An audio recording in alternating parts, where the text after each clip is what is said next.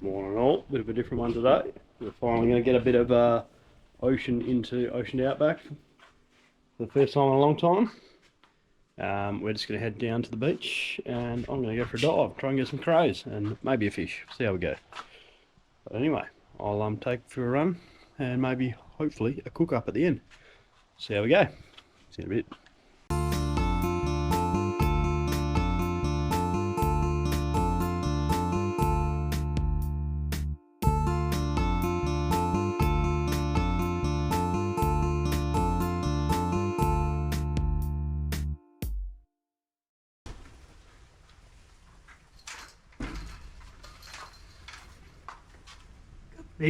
Big girl.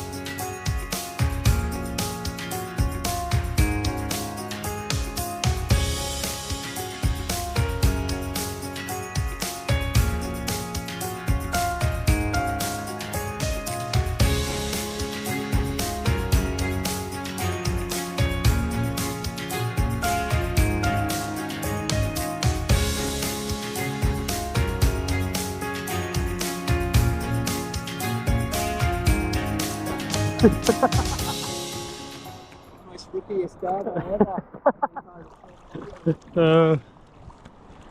All right, let's get into it.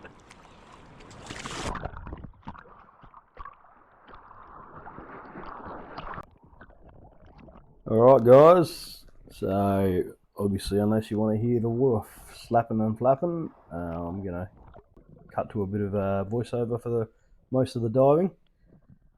Yeah, headed out. It was pretty big and swelly, a lot of current movement, so we stayed within the bay. Yeah, didn't go out the back. There was swell was pumping over, but yeah, swam out to the inside of the reef. Obviously, there's a few bits of debris like old cray pots and such laying around. Mainly just looking ideally for a trout or a blue bone, but if there's nothing like that around, I always had it in mind to take some,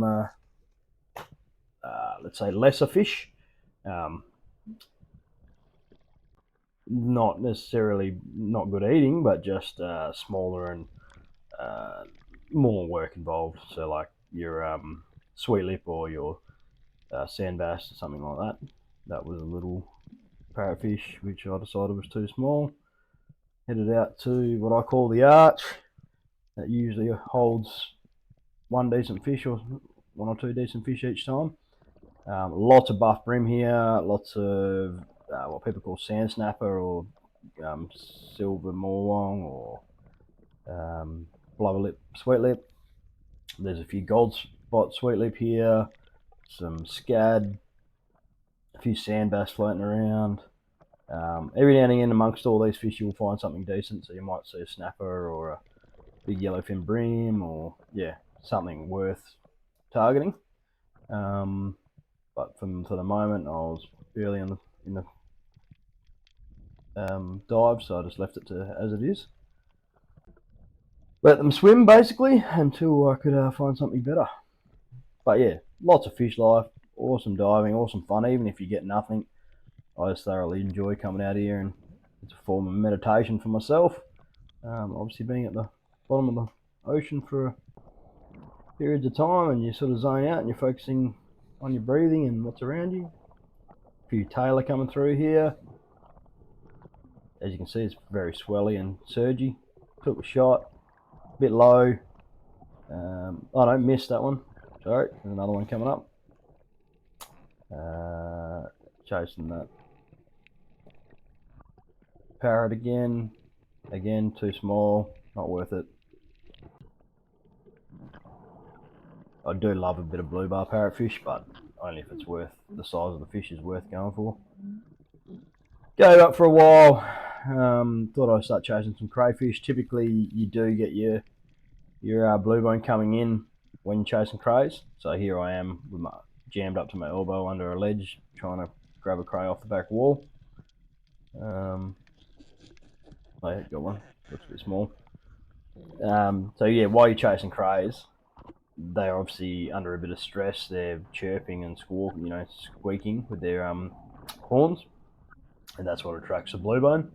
So you'll inevitably find if there is a blue bone in the area and you just target crays for a while, he'll roll in. There was a cobbler. I was just about to say, a lot of people don't like jamming their hands under holes and ledges that they can't see, and sure enough, there was a cobbler under that hole, so I got pretty lucky there. But as you can see, there's a fair few crays around. There's always crays around pretty much anywhere on the Midwest coast. If you get in the water, you'll find crayfish. Just whether or not you'll find size ones is the harder part. But yeah, back on the jamming my hands in tight dark holes. I've definitely had a few nasty incidents. I've had some wobbegongs come pretty close to taking my hand, and I've stuck my hand in the mouth of a moray eel out the Bolos Islands, which was very unpleasant. But yeah, you gotta be careful. Ideally, put your head in first and have a really good look. But even then, I didn't see that cobbler when I put my head under there first time.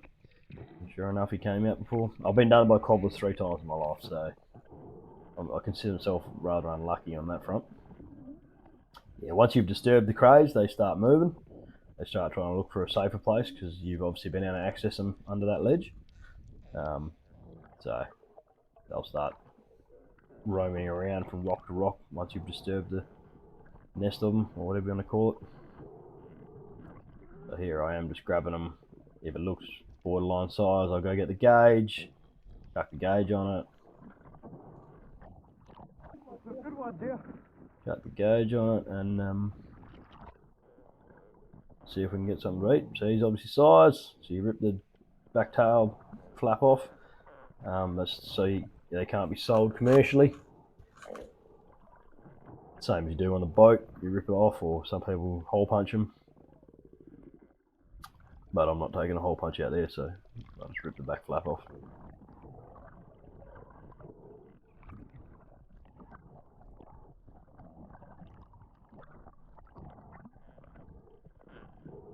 So we just continue chasing crays for a short while, checking holes, hoping to bring in a blue bone, and I'll just roll on that footage now.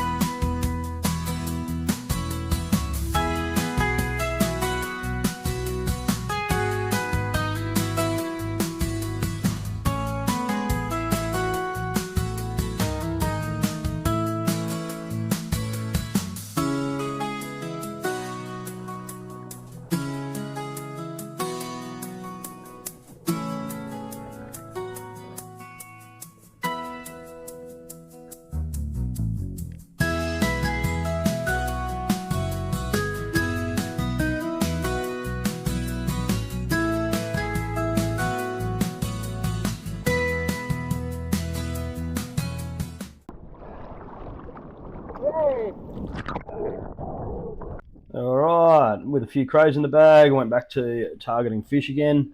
Again, still looking for that trout or that blue bone or anything else of worth. Because I had in mind to do fish tacos, and I'd told our friends that that's what we'd have for dinner, so that's what I had to catch. So yeah, poke around, look under the holes, you know, looking for, mainly when you're in hole, looking for a trout, or if you get down next to the hole, next to the ledge, the blue bone will come in off the flat area.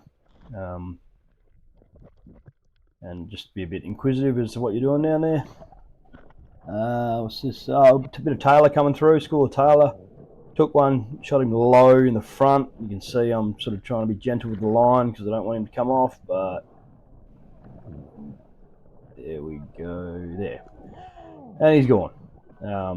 Yeah, poor shot, too low, but also tailor and moving pretty quick. Yeah, it's a bit hard to do.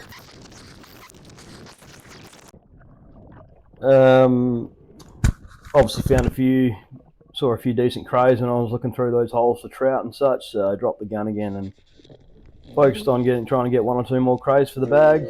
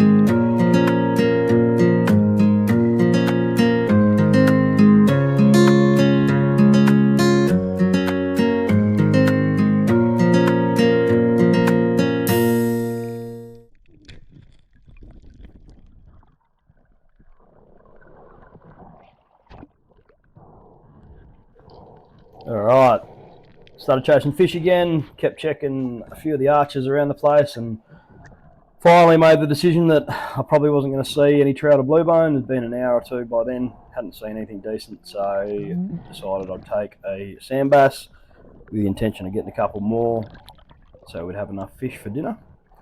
These sand bass, you know, the size that it is here, that's about what you see most of the time. They don't really get bigger than 400 long. Minimum size is 300, but they rarely get bigger than 400. So see them quite often, see them just about every dive. Really good eating fish, really good white flesh, but they're very bony and can be a bit of a pain in the ass to fillet and get a decent amount of fillet off them. Sure enough, once I had some blood in the water from that bass, look who turned up, coral trout. He's obviously come out of his hole chasing the disturbance, wondering what's going on. Horrible dive by me, pretty much just bombed him. Yep, and he took off straight away. Yep, piss poor technique by himself. He shot off to another bit of reef, and under the reef he obviously had a few hidey holes in there because I searched around for a good 10 minutes but could not find him again. Yeah, pretty frustrating, but also reminds you that sometimes you just need to get a bit of blood in the water for those decent fish that you think there's nothing there, and as soon as you get the burley in the water, they come out of nowhere, particularly trout. So the blue bone come to the crayfish, and the trout will come to the fish guts and blood. Just keep poking my head under these ledges, just hoping to see something a bit tastier swimming by with the rest of the shitfish, with the morlong and the buff brim and whatnot. Decided to take another sand bass.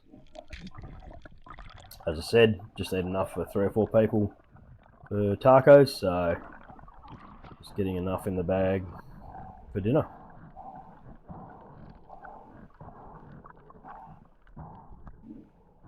And also, again, more blood in the water. Hopefully, I was hoping that trout would come back out, but because I charged him the first time, yeah, he was going and holed up somewhere and knew that I wasn't a good person to be around. But having this in mind and having seen him this dive, I was back there the next week, and he became dinner next week. What have we got here? Goatfish, one of my favourite fish, but again, very, very timid, and they eluded me. And then finally, I decided to take a gold spot sweet lip. Haven't taken these in quite a few years. Great fish to eat fresh. They're from the snapper family. When you look at the fillets, you'll see looks very similar to a pink snapper fillet. Not quite on the level, but also perfectly fine fish to eat fresh. Heading back in, swimming across a bit of debris and rubble. You're always finding stuff washing up or being exposed in the on the sand flats at the beach there, and yeah, found this big cog. May have been used as a mooring or something at some point. It's all encrusted with seashells and sand and grit. I thought it was pretty cool. So took it in, left it at the beach camp for my auntie. She loves this kind of stuff. So yeah, I feel like I could probably do an entire episode dedicated to just swimming along and picking up all the old debris.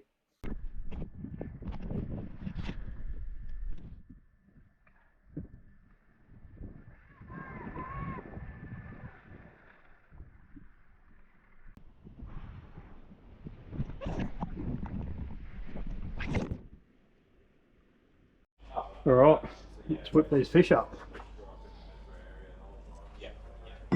Gotcha. We got 3 fish. We'll start with the sand bass. We pretty apparently a good eating fish. I've never really bothered with them myself because of the size of them, but they're supposed to be decent eating fish, and it wasn't a lot on offer today, so I just took what was available really, as I'm sure you would have seen. You okay now?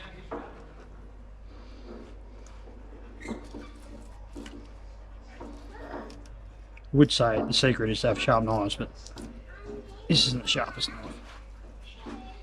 It's slippery.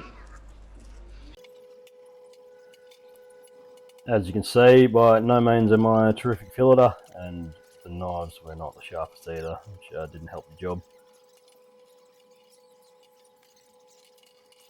Right. Next. Ready to start? Right. Oh boy.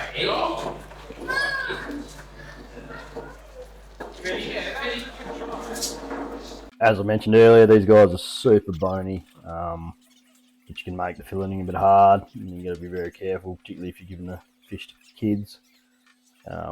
But beautiful white flesh, and yeah, good eating.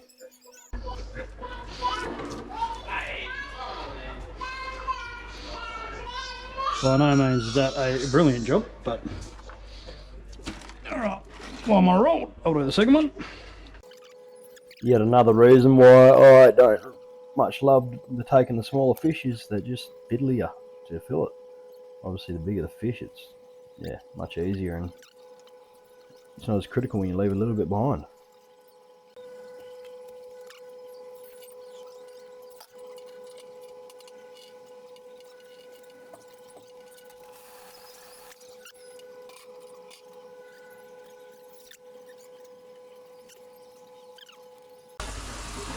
Alright, let's get this sweet lip done. another fish that I normally don't bother with, but given we were dead set on fish tacos today and I missed the coral trout, this is what we're eating. I haven't caught one of these in, shot one of these in like 15 years. And I reckon at the time, fuck, it was close. I reckon I didn't treat the meat very very well. Certainly not as well as I should have. Alright, as you can see, I nearly got my hand off a minute ago. When I used to take these ones when I was a lot younger, I wasn't as diligent in my sort of spiking them and bleeding them straight away, so they never tasted quite as good. But once you learn to treat your fish right, it's amazing how much the quality of the flesh improves. And obviously we're all fish snobs around the Midwest because we've got access to what we've got access to. Cleaning.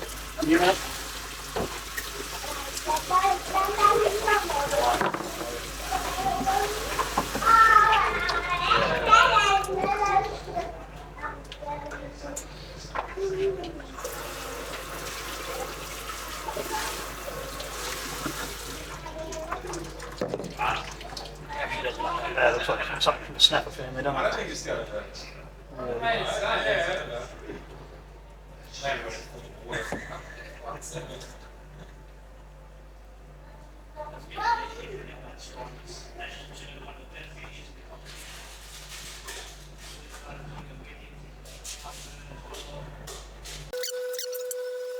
Here I'm just knocking out most of the fine small bones from the sand bass fillets and just checking the sweet lip for any tiny bones, and then just chopping it up into nice frying size pieces.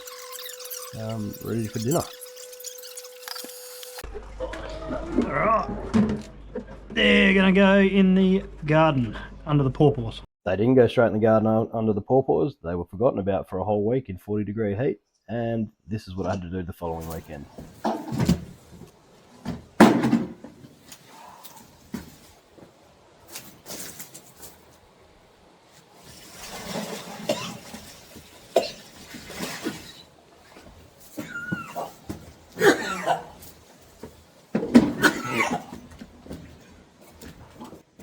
That was absolutely horrible. Maggots, you know, all the ice had melted, so it was just this slop of slimy fish guts, and you can imagine everyone's probably at some point smelt bait that's been left in an esky way too long, and it was just absolutely disgusting. But good food for the pawpaw and banana tree, that's for sure. Even just digging it in like this, I was gagging. Oh, horrible. Alright, so we're going to do fish tacos and eggplant tacos for the vegetarian. I'm going to start with the sauce. Alright, with the fish we have gone for some paprika, some white pepper. We're going to give it a good heap of corn flour to coat it. Not use it all. And then I'll throw a heap of salt in there as well. And some garlic powder. Actually, I might throw some cayenne pepper in there as well. And a bit of cayenne pepper. Cayenne pepper.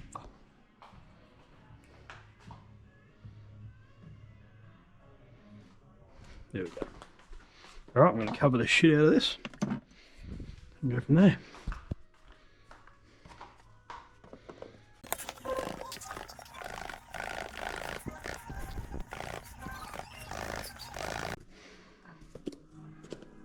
Beautiful. They're covered. They're marinated. Let's do the sauce. 3 bits of garlic.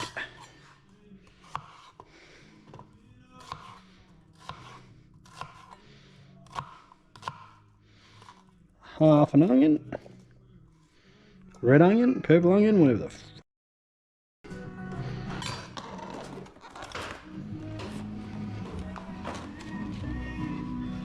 Most of the coriander. Probably should rinse it, shouldn't I? Oh, don't mind my sink. The yucky bits in there, get rid of them.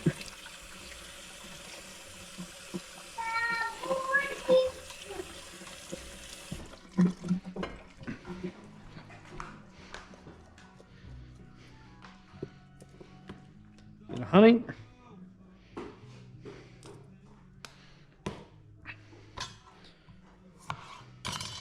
Juice of 1 lime.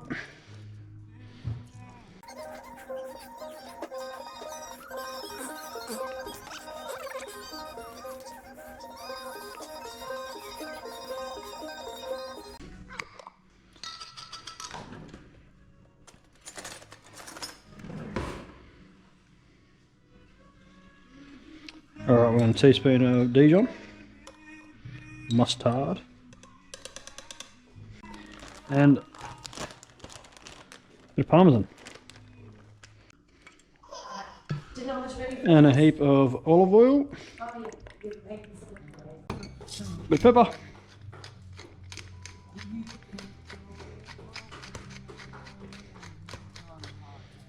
Bit of salt.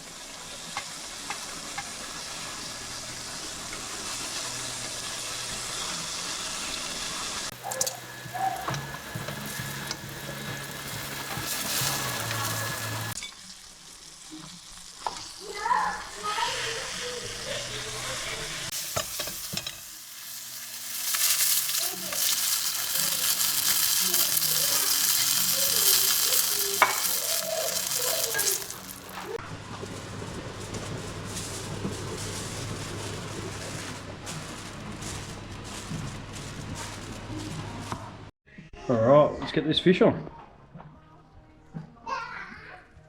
Yes, darling? He wants dinner. Yeah, dinner's nearly ready. He wants dinner. Yeah, dinner's nearly ready. Can you get Mummy to clear the table, please?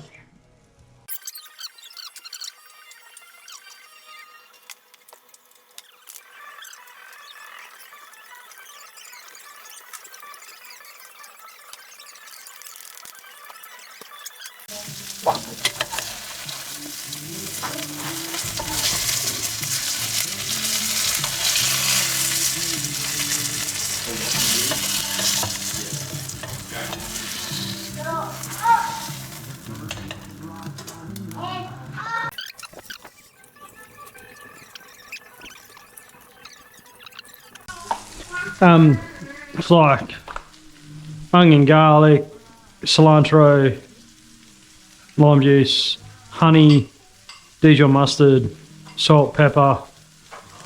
I can't take it seriously with a great part in your head. Yeah, there they come. Like, I don't know where to look. I'm going to cut this bit in. Do I look at your eyes?